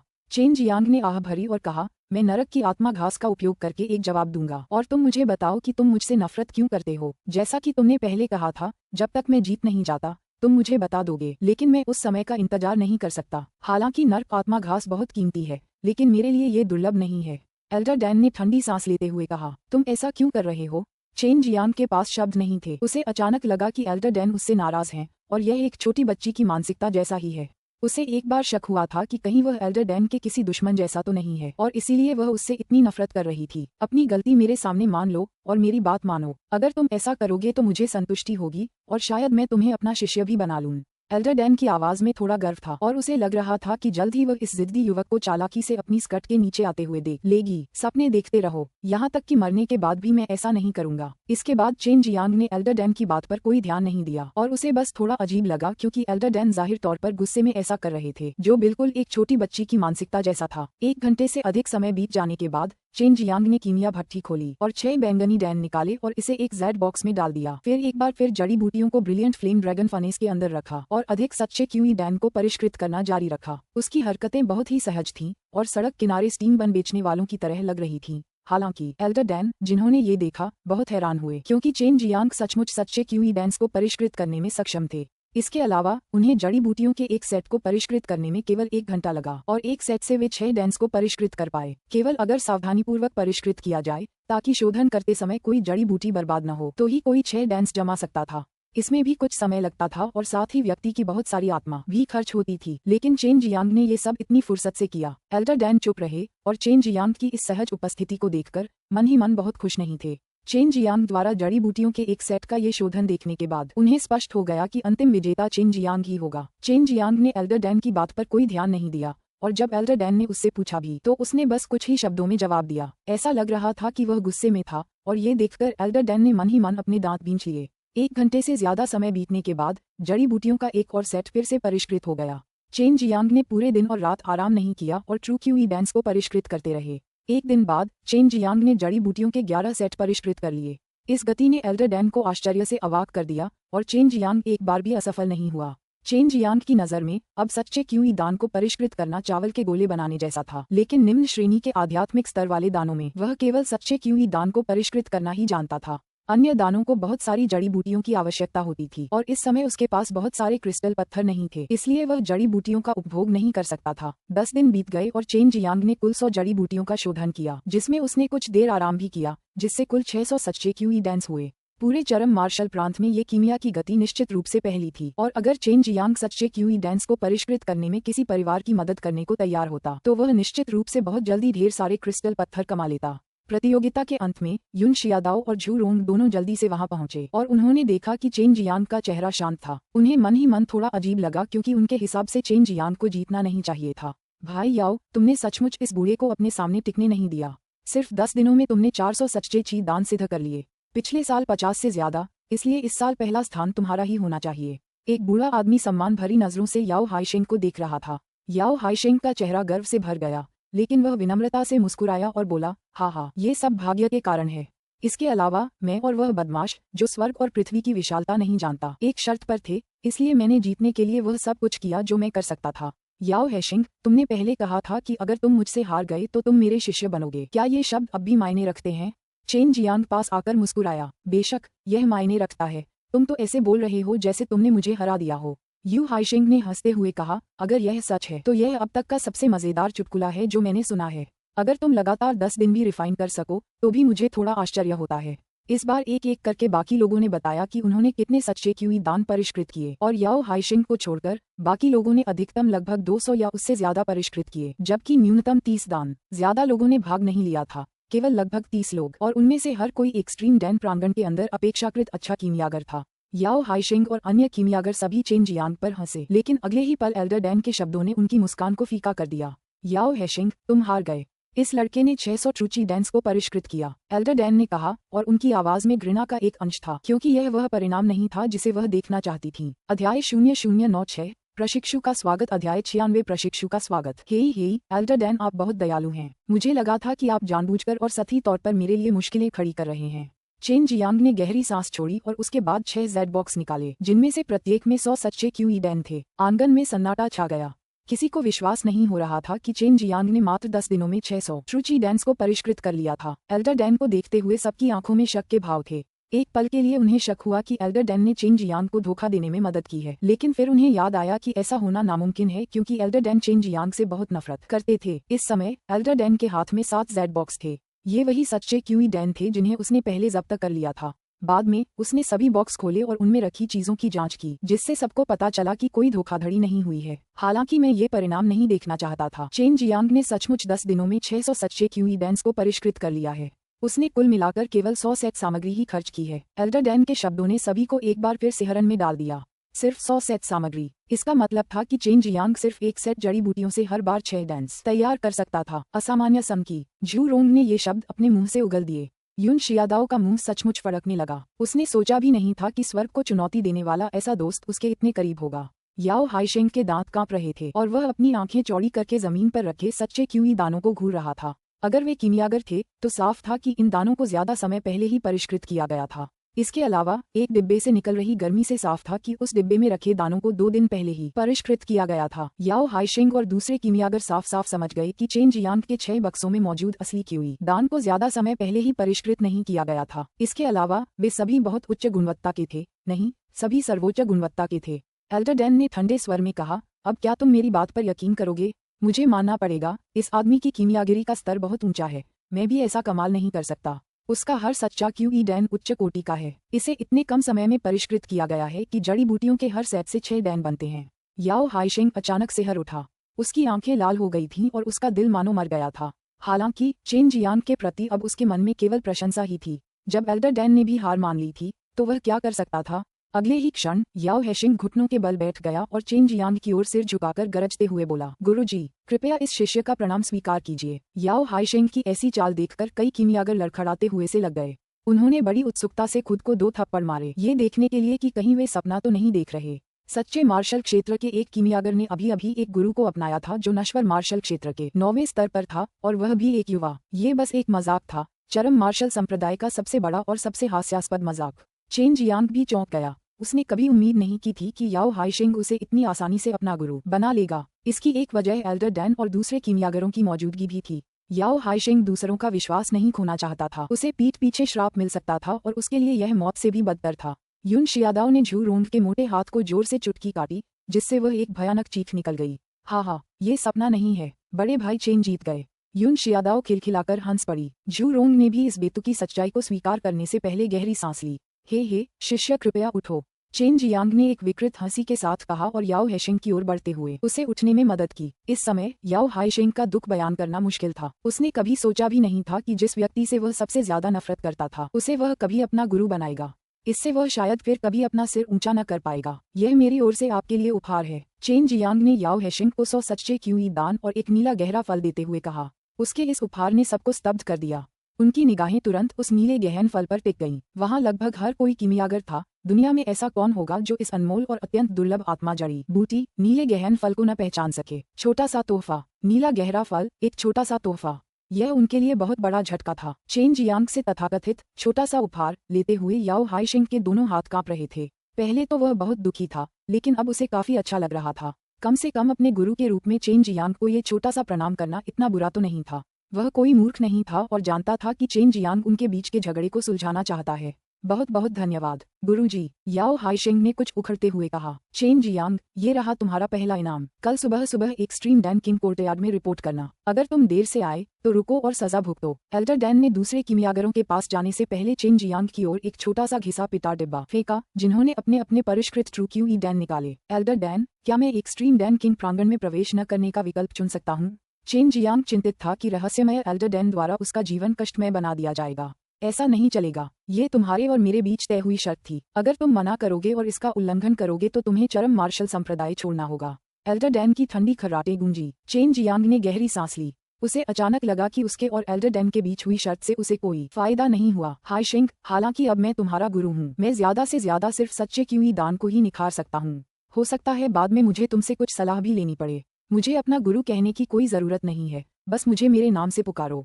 मैं उस दिन का इंतजार करूंगा जब तुम्हें पूरी तरह से यकीन हो जाए कि मुझमें वो योग्यताएं हैं जो तुम मुझे गुरु कह सको।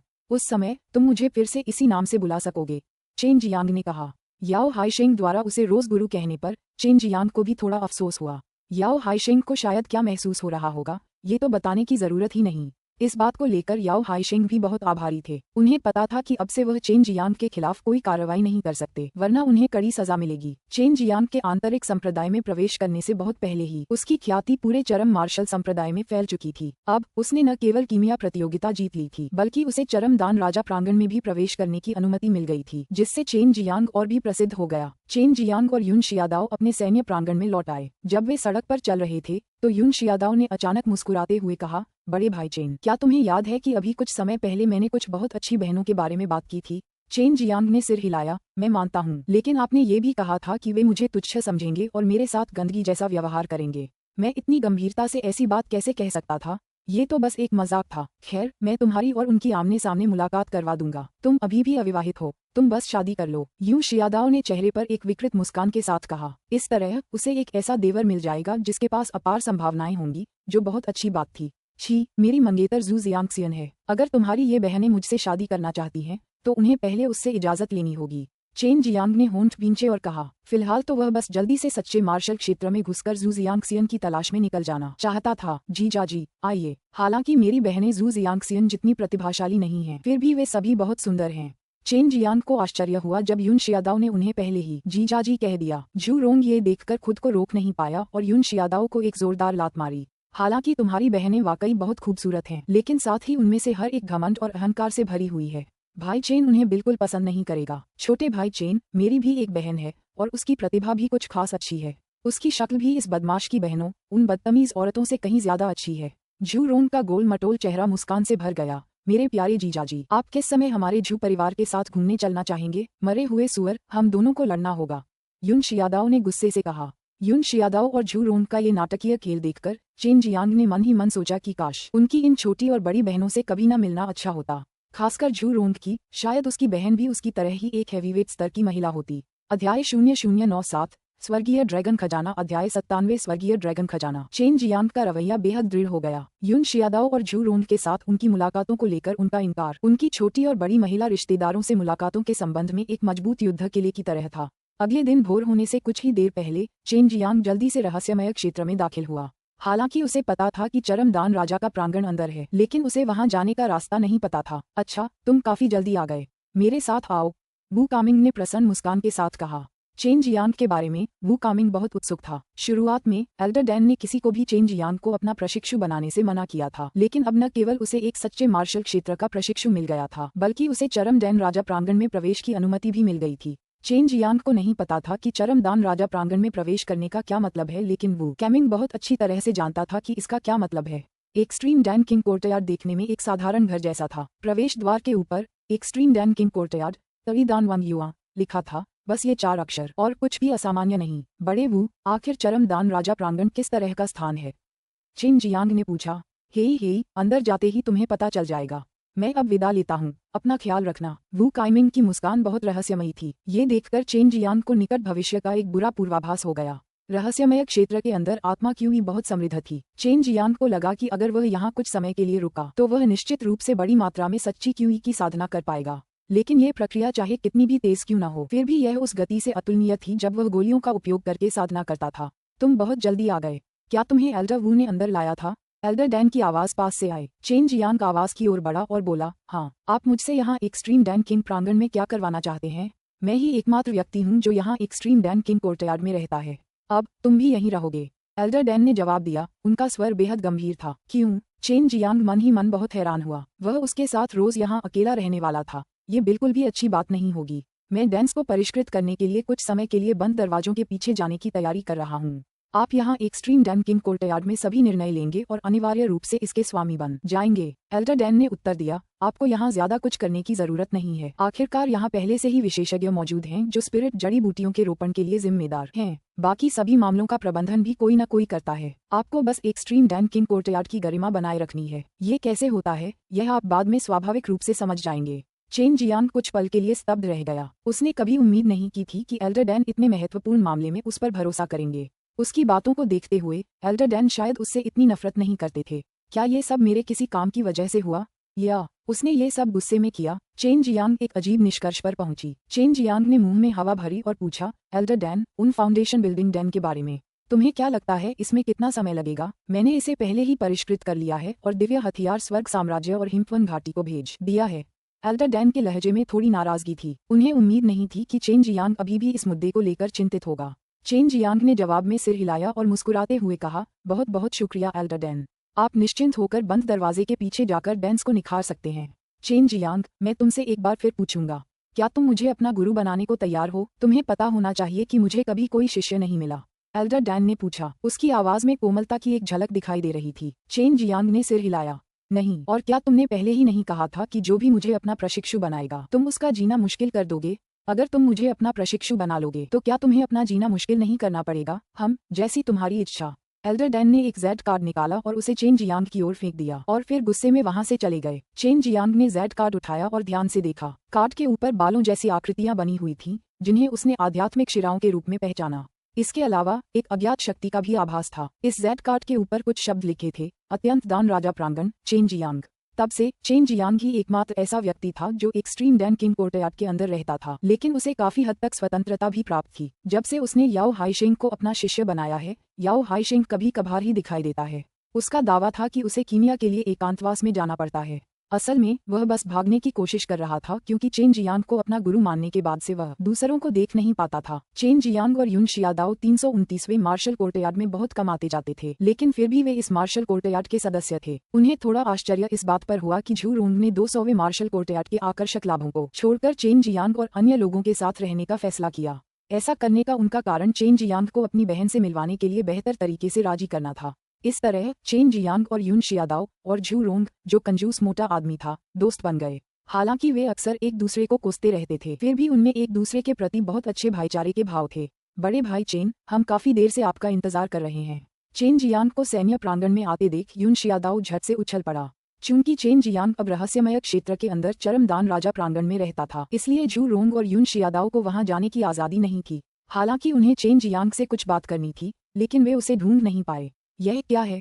चेन जियांग ने पूछा। जू रोंग अपने हाथ में एक कागज लहराते हुए असहाय होकर बोली, हाँ खैर, इस छोटे बदमाश यून के सावधानीपूर्वक चयन के कारण हमें एक बहुत ही उबाऊ और बेतुका काम मिला है। चेन जियांग को अब याद आया कि आंतरिक संप्रदाय में प्रवेश किए हुए उसे 1 महीना हो चुका है और उन्हें संप्रदाय द्वारा निर्धारित एक कार्य पूरा करना था। इस 1 महीने में उसने जल संबंधी काले कछुए का दिव्य अभ्यास के साथ साथ कुछ नए युद्ध कौशल भी सीखे थे। हालांकि इनमें से ज्यादातर युद्ध कौशल रक्षात्मक थे और केवल 1 या 2 प्रकार के ही थे। फिर भी चेन जियांग अपनी प्रगति से बहुत संतुष्ट था। चेन जियांग अभी इस काम के बारे में पूछने ही वाली थी कि तभी यून शियादाओ हंसते हुए बोली, ये तो बहुत अच्छा काम है। ये स्वर्गीय ड्रैगन खजाने के मामले से संबंधित है। स्वर्गीय ड्रैगन का खजाना, ये पिछले 10 दिनों में सबसे ज्यादा हंगामा मचाने वाली घटनाओं में से एक थी। ये प्राचीन काल का एक खजाना था। चेनवू मुख्य भूमि पर एक ड्रैगन गिरकर चला गया था और उसके साथ ही स्वर्गीय ड्रैगन के खजाने से जुड़े एक नक्शे की अफवाहें भी उड़ीं। लेकिन यह नक्शा भी बहुत महंगा था और इसकी एक प्रति लगभग 1 लाख क्रिस्टल पत्थरों की थी। पहले तो अधिकांश लोगों ने इसे फर्जी समझा और सोचा कि किसी ने कुछ क्रिस्टल पत्थर हासिल करने के लिए ये झूठी जानकारी फैलाई है। लेकिन कुछ बुजुर्गों द्वारा किए गए विस्तृत विश्लेषण के बाद खजाने के रूप में चिन्हित स्थान वास्तव में वही जगह थी जहां किंवदंती में वर्णित ड्रैगन प्रकट हुआ था। उस स्थान को पेरिशिंग ड्रैगन पर्वत कहा जाता था और इसे एक खतरनाक क्षेत्र माना जा सकता था। स्वर्गीय ड्रैगन खजाने कैसे हो सकते हैं? अफवाह फैलने से पहले ही हमारे झू परिवार ने उस जगह की पूरी तरह से तलाशी ली थी और वहां कुछ भी नहीं मिला। झू रोंग ने तिरस्कार पूर्वक कहा, हुन्फ, मेरे यून परिवार ने आपके झू परिवार के खोज पर जाने से 100 साल पहले ही खोज कर ली थी। यून शियादाओ ने कहा, नाशवान ड्रैगन पर्वत में एक रहस्यमयी खजाना छिपा है। यह एक प्राचीन किंवदंती है। कई लोग इसे खोजने गए थे, लेकिन किसी को कुछ नहीं मिला। चेन जियांग ने यून शियादाओ से कागज लिया और नक्शा देखा। एक्सट्रीम मार्शल एक्ट द्वारा दिए गए कार्य के विवरण के साथ साथ उन्हें ये पता लगाने की जिम्मेदारी भी थी कि यह सही है या नहीं, और कार्य पूरा होने से पहले किसी भी अतिरिक्त जानकारी की रिपोर्ट करना भी उनकी जिम्मेदारी थी। भले ही यह एक अफवाह हो, लेकिन ये करना भी बहुत आसान है।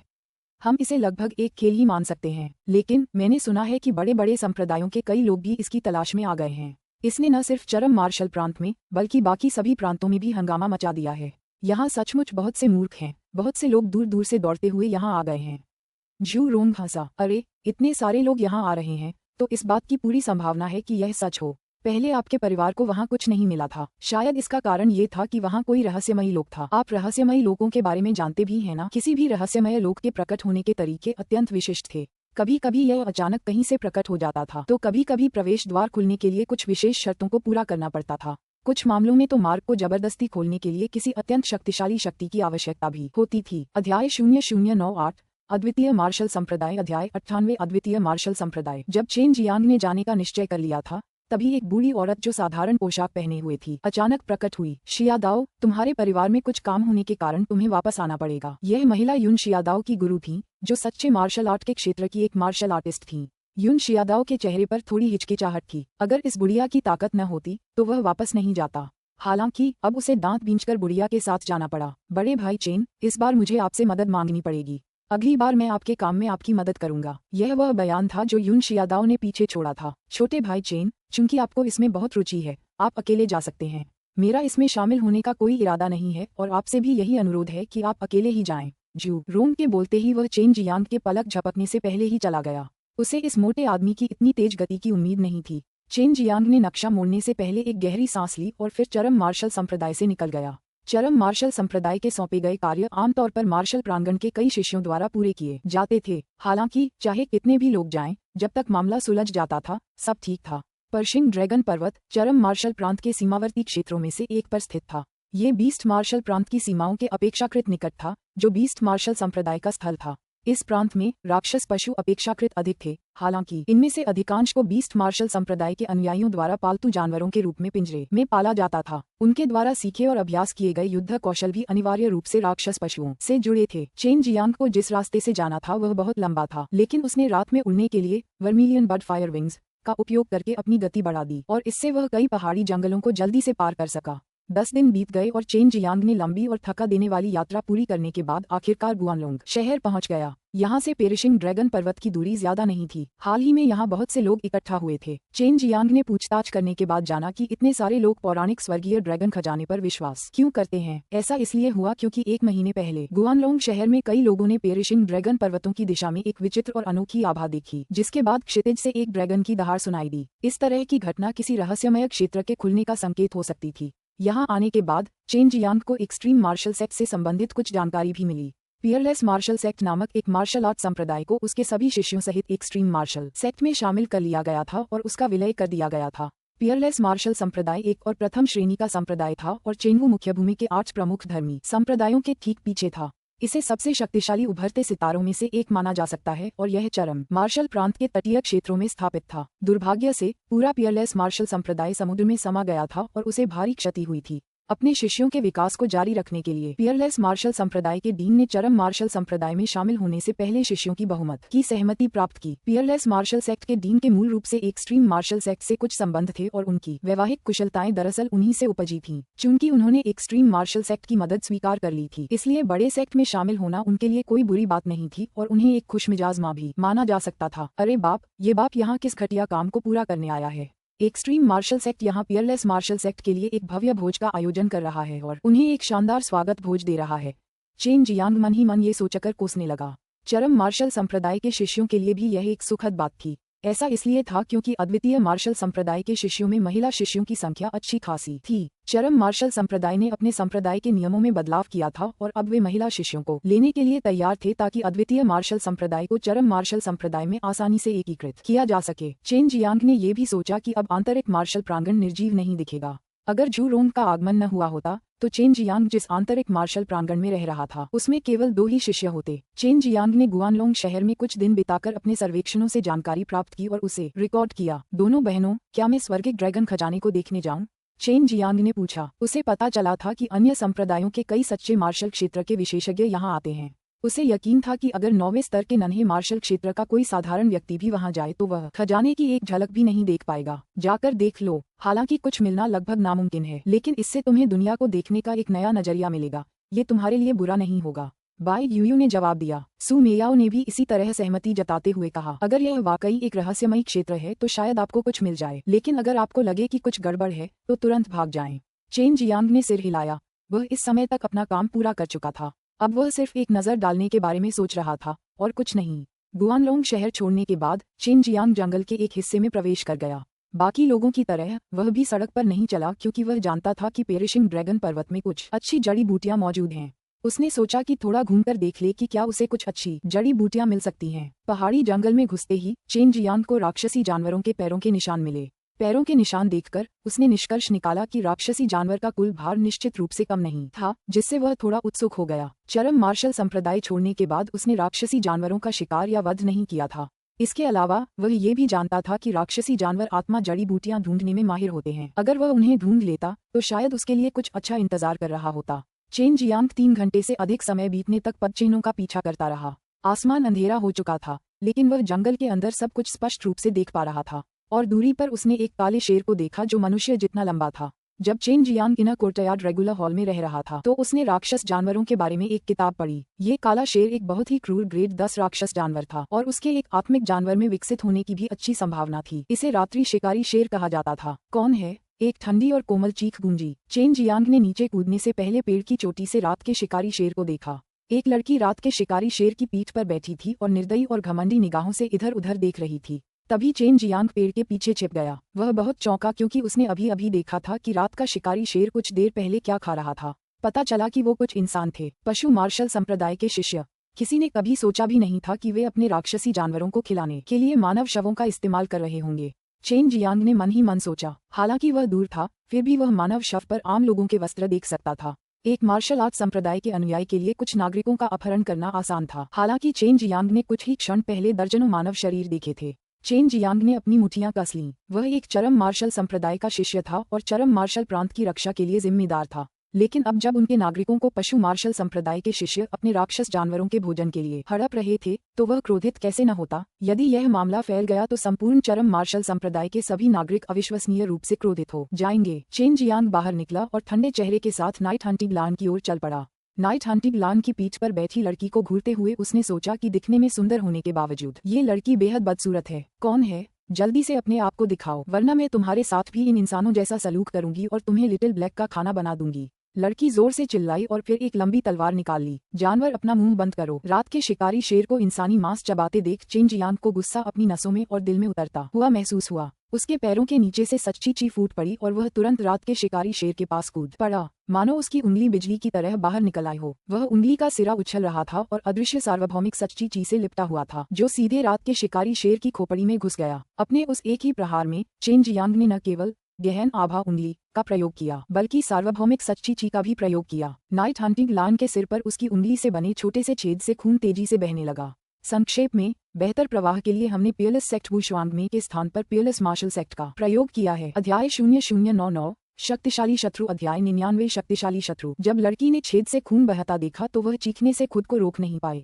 वहीं दूसरी ओर रात में शिकार करने वाले शेर ने भी आखिरी बार दहाड़ मारी और फिर लड़की के आश्चर्य के बीच गिर पड़ा। जाकर मर जा। चेन जियांग ने बिजली की तेजी से एक मुक्का मारा, जिसके सिरे पर एक विशाल सफेद बाघ का सिर था। उसके शरीर में असीम मात्रा में वधकारी ऊर्जा व्याप्त थी। मृत्यु की ओर ले जाने वाला वह मुक्का रात्रि शिकारी शेर के विशाल सिर पर लगा और वह जोरदार धमाके के साथ फट गया, जिसके बाद जमीन कांप उठी। श्वेत बाघ दिव्य मुठियों में असीम मात्रा में वध ऊर्जा प्रवाहित हो रही थी और इसने रात्रि शिकारी शेर की जीवन शक्ति को पूरी तरह से नष्ट कर दिया, जिससे उसमें बची हुई जीवन की सभी क्रियाएं भी समाप्त हो गईं।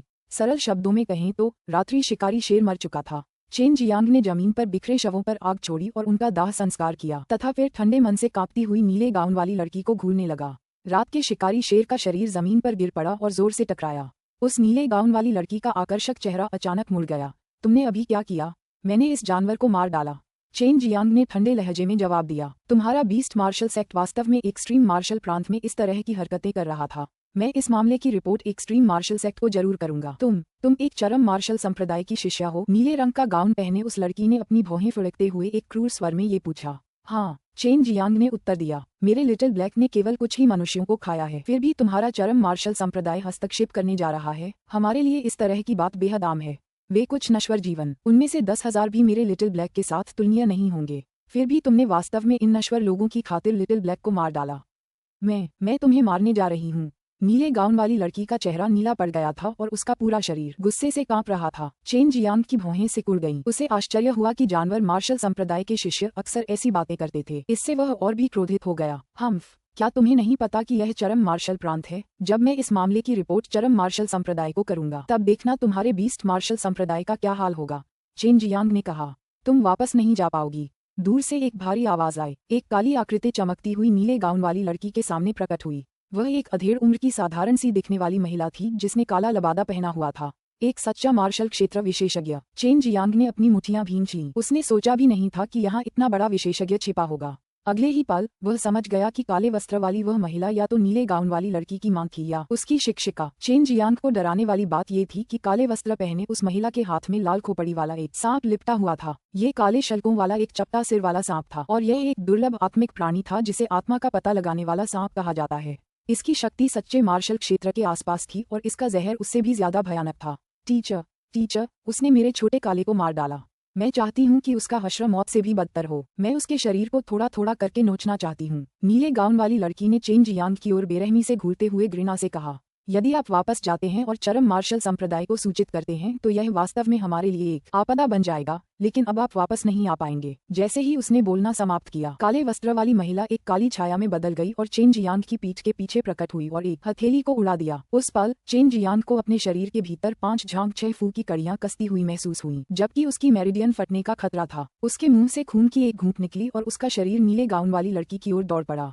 TLN 5 झांग 6 फू मूल रूप से आंतरिक अंग। हालांकि चीनी चिकित्सा के अनुसार उन्हें यिन और यांग में विभाजित किया गया है। 5 झांग यिन हृदय, यकृत, प्लीहा, फेफड़े, गुर्दे, जबकि 6 फू यांग छोटी आंत, बड़ी आंत, पित्ताशय, मूत्राशय, पेट और संजियाओं। नीले गाउन वाली लड़की ने अपनी लंबी तलवार निकाली और आगे बढ़ते हुए चेन जियांग पर जोर से वार किया। वार उसकी छाती में, पीठ के आर पार गहराई तक घुस गया।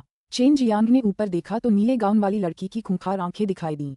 उसने गुस्से से अपनी लंबी तलवार निकाली और उसके पेट में जोर से लात मारी, जिससे चेन जियांग जमीन पर गिर पड़ा। कुछ क्षण पहले ही चेन जियांग को सच्चे मार्शल क्षेत्र की काली पोशाक वाली महिला के हथेली के प्रहार से गहरा आघात लगा था। वह गंभीर रूप से घायल हो गया था और उसकी सारी शक्ति समाप्त हो गई थी। अब जाकर उसे वास्तव में एहसास हुआ कि सच्चे मार्शल क्षेत्र के मार्शल आर्टिस्ट कितने शक्तिशाली होते हैं। उनकी वास्तविक ऊर्जा 10वें स्तर के नश्वर मार्शल क्षेत्र के मार्शल आर्टिस्टों की तुलना में कहीं अधिक प्रबल होती है। नीले गाउन वाली लड़की ने देखा कि चेन जियांग हिल नहीं पा रहा है, इसलिए उसने एक छोटा सा चाकू निकाला और चेन जियांग की ओर बढ़ी। मैं तुम्हारा शरीर थोड़ा थोड़ा करके काटना चाहती हूँ। काले वस्त्र पहने महिला ने कोई कार्रवाई नहीं की। उसे ठंडेपन से देखते हुए पूरा यकीन था कि चेन जियांग बच नहीं पाएगा।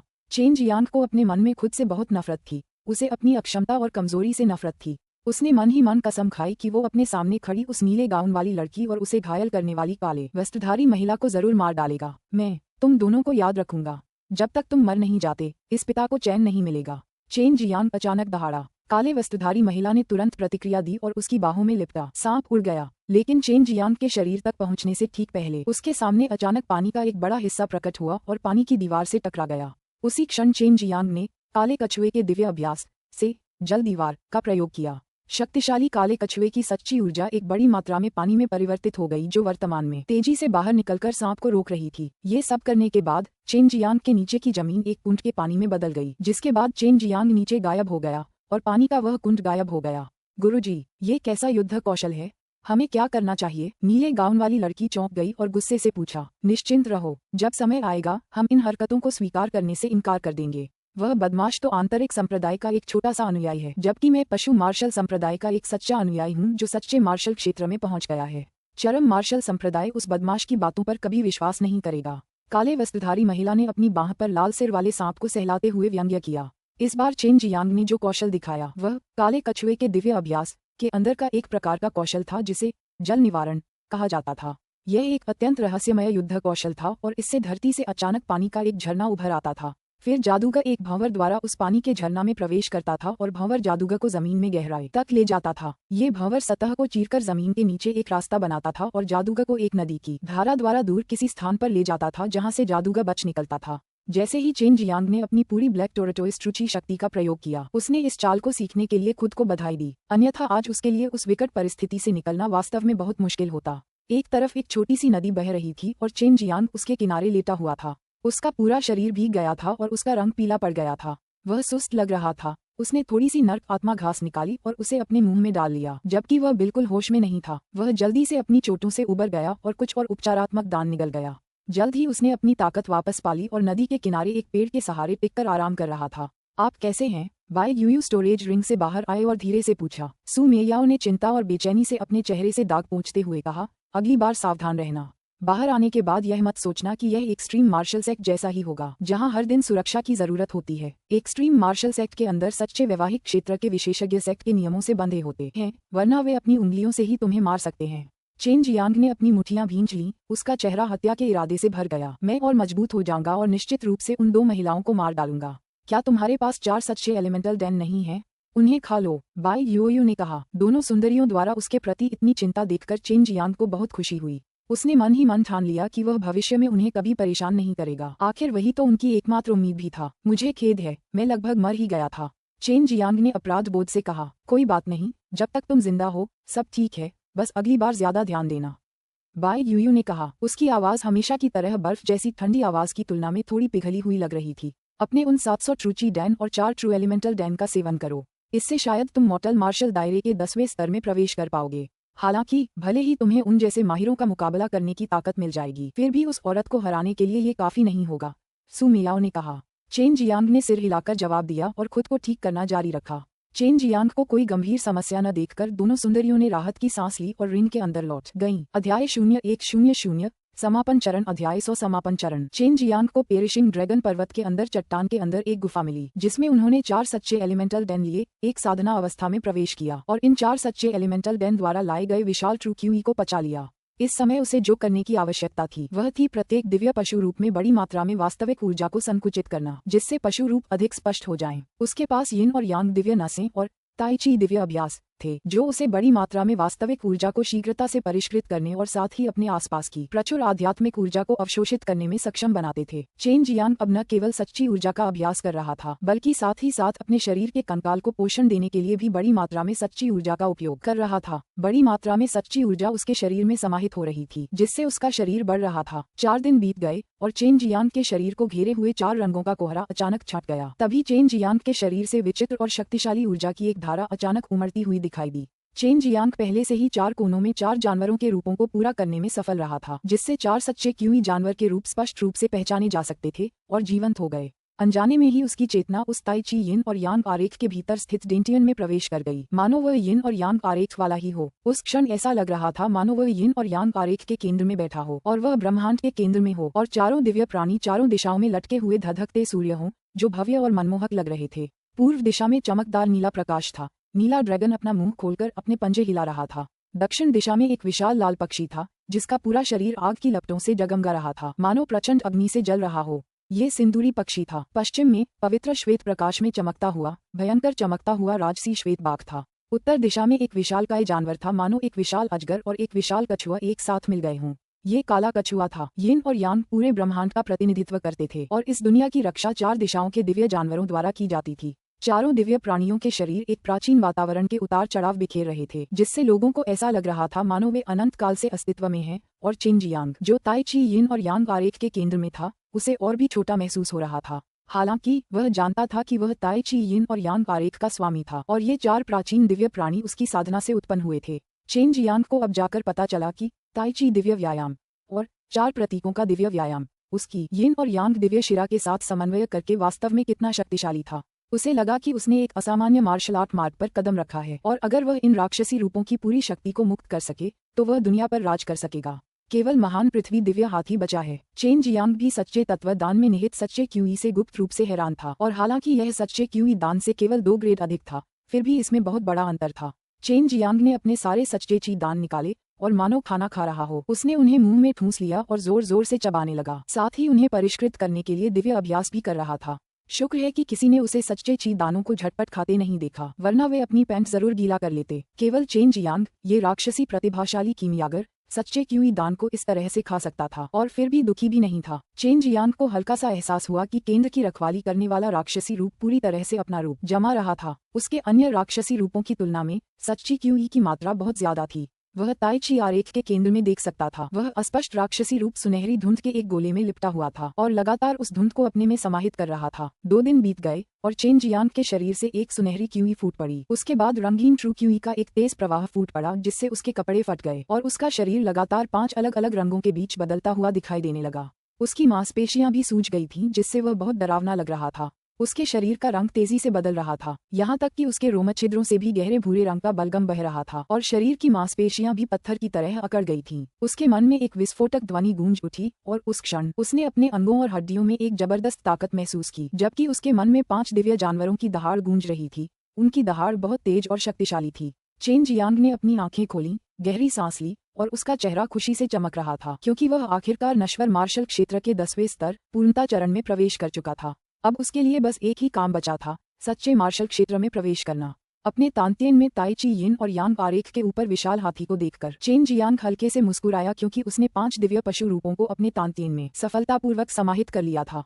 उनके रूपों की बारीकियां स्पष्ट रूप से दिखाई दे रही थीं और ताई ची आरेख धीरे धीरे और चुपचाप घूम रहा था। स्वर्ग और पृथ्वी के बीच आत्मा क्यूई को ऊपर उठा रहा था। सच्चे मार्शल साम्राज्य, मैं भी उनसे लड़ने की हिम्मत रखता हूँ। चेन जियांग ने अपनी मुठियां कस लीं, उसके नाखून उसकी हथेली में गहराई तक धंस गए। पहले उसे उन 2 दुष्ट महिलाओं की याद आई और वह गुस्से से भर गया। मृत्यु के 10वें स्तर में प्रवेश करने के बाद हालांकि आप वास्तव में बहुत शक्तिशाली हैं, लेकिन आप सच्चे मार्शल दायरे के विशेषज्ञों का सामना कर रहे हैं, इसलिए आपके पास अभी भी जीतने का कोई मौका नहीं है। यदि आपके पास थोड़ा शक्तिशाली आध्यात्मिक हथियार होता तो शायद आप सफलतापूर्वक छिपकर हमला कर पाते, सू मेयाओ ने कहा। और वह जानती थी कि इस समय चेन जियांग के दिल में क्या इरादे थे, लेकिन वह चेन जियांग और सच्चे मार्शल दायरे के मार्शल कलाकारों के बीच का अंतर भी जानती थी। सच्चे मार्शल क्षेत्र में प्रवेश करने के बाद मार्शल कलाकारों का पुनर्जन्म होगा। उनसे नश्वर क्यूई मिट जाएगी और उनका जीवनकाल 1000 वर्ष का होगा। किसी भी तरह से कोई भी नश्वर मार्शल क्षेत्र का मार्शल कलाकार उनसे नहीं लड़ पाएगा। चेन जियांग ने सिर हिलाया, काली चड्डी निकाली, उसे पहना और गुफा से नीचे कूद पड़ा। नक्शे के मुताबिक वह स्वर्गीय ड्रैगन खजाने की ओर चल पड़ा। नक्शा बहुत विस्तृत था और चेन जियांग जल्द ही छिपे हुए खजाने के लिए चिन्हित स्थान पर पहुंच गया। यह एक विशाल घाटी थी और घाटी के प्रवेश द्वार पर हजारों लोग जमा थे। इन लोगों में से बहुत से लोग अपने हाथों में एक कागज पकड़े हुए थे जो नक्शा था, लेकिन चेन जियांग को भी समझ नहीं आ रहा था कि यह नक्शा क्यों फैलाया गया है।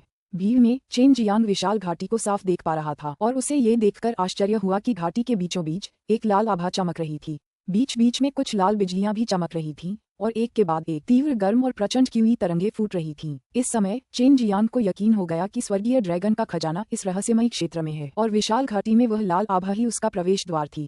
चेन जियांग को जल्द ही पता चल गया कि उस प्रवेश द्वार के सामने एक बहुत मजबूत अवरोध था। इसके अलावा उसे ये भी पता चला कि अगर सच्चे मार्शल क्षेत्र के मार्शल कलाकारों के अलावा कोई भी उसके पास जाने की कोशिश करेगा तो वह उस शक्ति से टकरा जाएगा, और अगर वे बलपूर्वक उसमें प्रवेश करने की कोशिश करेंगे तो उन पर इतना जोर लगाया जाएगा कि वे मांस के टुकड़ों में बिखर जाएंगे। ये जानकारी पाकर चेन जियांग मन ही मन बहुत खुश हुआ। उसने जल्दी से एक अपेक्षाकृत ऊंचा स्थान ढूंढ लिया और ध्यान से लोगों के बीच से होते हुए उस नीले गाउन वाली लड़की को ढूंढने के लिए बीच की ओर चल पड़ा। उस नीले वस्त्र वाली लड़की की ताकत सच्चे मार्शल दायरे से भी कम थी और उसका शिक्षक एक सच्चे मार्शल दायरे का मार्शल कलाकार था, इसीलिए उसके शिक्षक ने खजाने की तलाश में रहस्यमय दायरे में प्रवेश जरूर किया होगा। इस तरह जब तक उसे वह नीला वस्त्र वाली लड़की मिल जाती वह उसे आसानी से मार सकता था। ज्यादा देर न लगाते हुए चेन जियांग ने दूर 1 दर्जन लोगों को एक साथ बैठे देखा और उनमें से कुछ युवा थे। नीले गाउन वाली लड़की के अलावा कुछ लड़के भी थे और वे उस नीले गाउन वाली लड़की को ऐसे घेरे हुए थे जैसे तारे चांद को घेरे होते हैं।